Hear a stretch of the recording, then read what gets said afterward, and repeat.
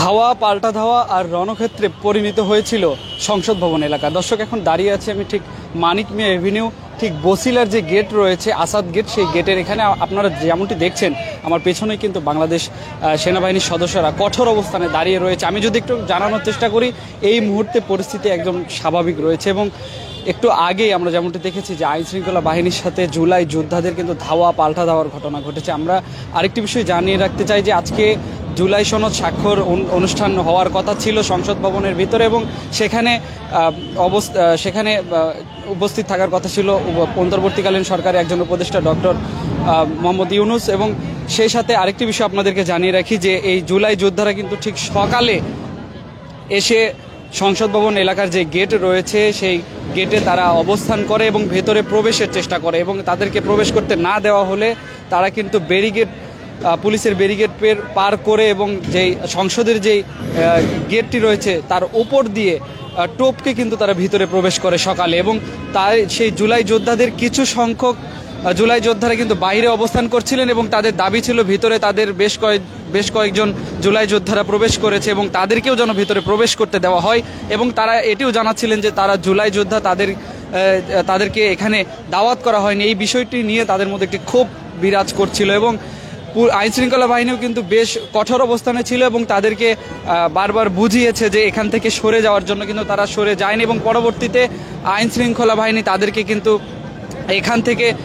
সংসদ ভবনের গেট থেকে সরে যেতে বলে এবং সরে না গেলে এক পর্যায়ে আইনশৃঙ্খলা বাহিনী ভেতরে যে যারা জুলাই যোদ্ধারা অবস্থান করছিল তাদের সহ বাইরে যারা ছিল তাদের উপর লাঠিচার্জ করে এবং জুলাই যোদ্ধারা ঠিক মানিক মিয়া এভিনিউয়ের এক পাশে এসে তারা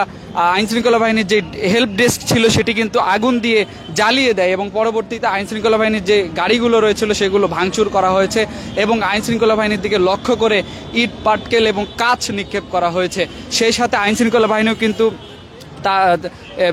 তাদের উপর লাঠিচার্জ করেছে এবং ধাওয়া পাল্টা দেওয়া ঘটনা এখানে কিন্তু আমরা লক্ষ্য করেছি। এবং সেই সাথে বেশ জুলাই যোদ্ধারা আজকেও কিন্তু আহত হয়েছে। আমরা দেখেছি একজনের কৃত্রিম হাত সেটি খুলে গিয়েছে, সেটি রেখেই তাকে অন্য জুলাই যোদ্ধারা এখান থেকে নিয়ে গিয়েছে হাসপাতালে এবং এক পর্যায়ে ধানমন্ডি 27 পর্যন্ত এবং এদিকে আসাদ গেট পর্যন্ত তাদেরকে অলি গলিতে ধাওয়া দিয়ে কিন্তু এখান থেকে তাড়িয়ে দেওয়া হয়েছে। এবং সেই সাথে যারা বিভিন্ন এখানে হসপিটাল বিভিন্ন ধরনের ক্লিনিক ছিল সেগুলোতে প্রবেশ করলে সেখান থেকেও সেই জুলাই যোদ্ধাদের কিন্তু বের করে দেওয়া হয়েছে। দর্শক, আবারও যদি একটু জানিয়ে রাখি যে আজকে জুলাই সনদ স্বাক্ষর যে অনুষ্ঠান ছিল সেটি অনুষ্ঠিত হওয়ার কথা ছিল জাতীয় সংসদ ভবনে এবং সেখানে উপস্থিত থাকার কথা ছিল ডক্টর মোহাম্মদ ইউনুস এবং বিভিন্ন রাজনৈতিক অঙ্গ সংগঠনের 2 জন করে প্রতিনিধি। এবং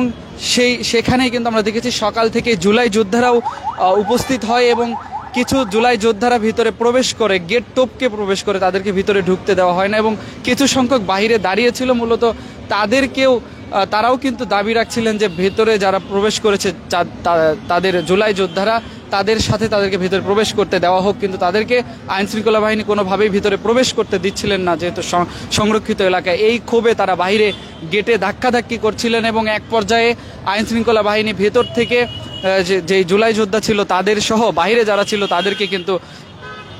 ধাওয়া দিয়েছে এবং ধাওয়া দেওয়ার এক পর্যায়ে আমরা দেখেছি আইনশৃঙ্খলা বাহিনীর সাথে জুলাই যোদ্ধাদের ব্যাপক সংঘর্ষ হয়েছে এবং ধাওয়া পাল্টা ধাওয়ার ঘটনা ঘটেছে। আইনশৃঙ্খলা বাহিনীর যেমনটি দেখেছি বেশ তৎপর ছিল এখানে আইনশৃঙ্খলা বাহিনীর সোয়াট সেনা সদস্য, পুলিশ, ডিবি, র্যাব এবং বিভিন্ন সংস্থার বিভিন্ন ইউনিটের আইনশৃঙ্খলা বাহিনী এখানে কঠোর অবস্থানে রয়েছে। আপনারা যেমনটি দেখছেন এখন পর্যন্ত আইনশৃঙ্খলা বাহিনীর যে অবস্থান এই মুহূর্তে মানিক মিয়া এভিনিউর যে সংসদ ভবনের যে গেটগুলো রয়েছে সেই গেটের চারিদিকে আইনশৃঙ্খলা বাহিনী মোতায়েন করা হয়েছে। সেনা সদস্যরা ঠিক যে মানিক মিয়া এভিনিউ রয়েছে সেই গেটে আপনারা দেখছেন যে এখানে সারিবদ্ধভাবে দাঁড়িয়ে আছে, কঠোর অবস্থানে দাঁড়িয়ে আছেন এবং ট্রাফিকের যেই যারা রয়েছে ট্রাফিকে যারা সহযোগিতা করে তারাও কিন্তু আমরা দেখছি এখানে লক্ষ্য করছি। এবং আরেকটি বিষয় জানিয়ে রাখি যে এখানে আহত হয়েছেন জুলাই যোদ্ধারা অনেকেই ধাওয়া পাল্টা ধাওয়ার ঘটনার সময় এবং বেশ কয়েকজন সংবাদকর্মীও দেখেছি আহত হয়েছে। দর্শক, এখন যেমনটি দেখছেন যে